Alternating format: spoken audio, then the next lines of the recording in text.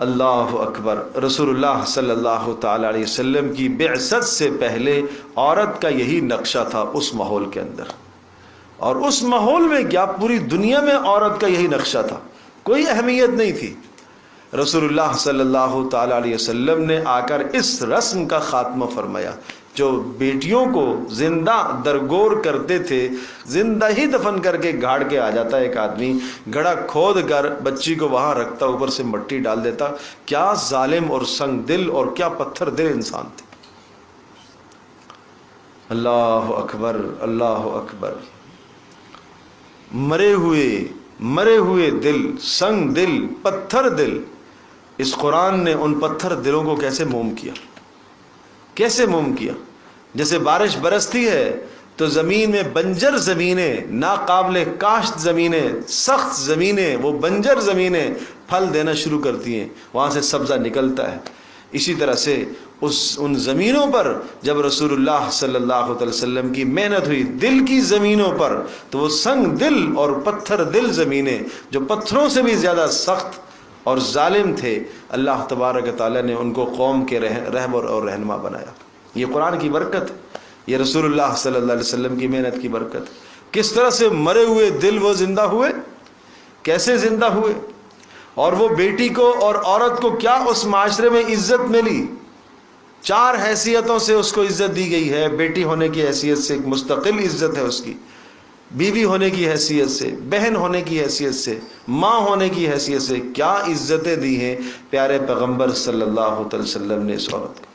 اور یہ جو 4 رشتے اس کے ساتھ جوڑے ہیں، بلند ترین رشتے ہیں، اور یہ چاروں کے چاروں رشتوں کو اس کا محافظ بنایا ہے، اس کا نگہبان بنایا ہے۔ ان 4 رشتوں کو، مقدس رشتوں کو اس کا محافظ بنایا ہے کہ یہ اس کی عزت کی، اس کی جان کی، اس کی مال کی کا تحفظ کریں گے، اور یہ 4 رشتے اس کی ضروریات کو پورا کریں گے، ایک نہ تو دوسرا، دوسرا نہ تو تیسرا، تیسرا نہ تو چوتھا۔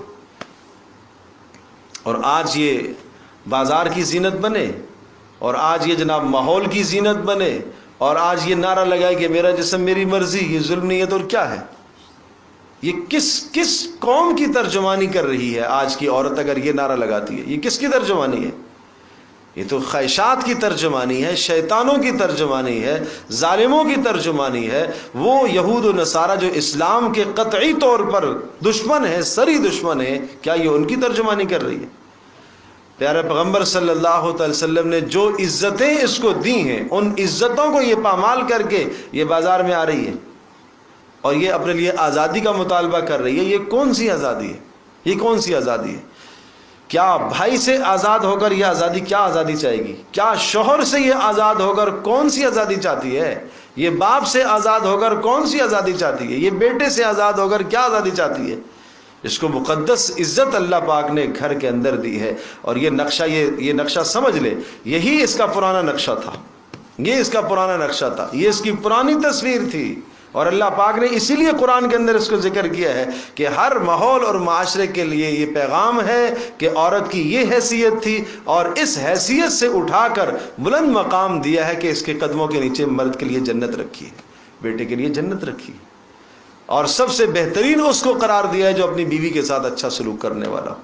اور پیارے پیغمبر صلی اللہ علیہ وسلم نے اس شخص کی جنت کی ضمانت اٹھائی ہے جو اپنی 2 بچیوں کی یا 2 بہنوں کی اچھی تربیت کرے اور ان کی شادی کرائے۔ یہ عزت ہے اس کی۔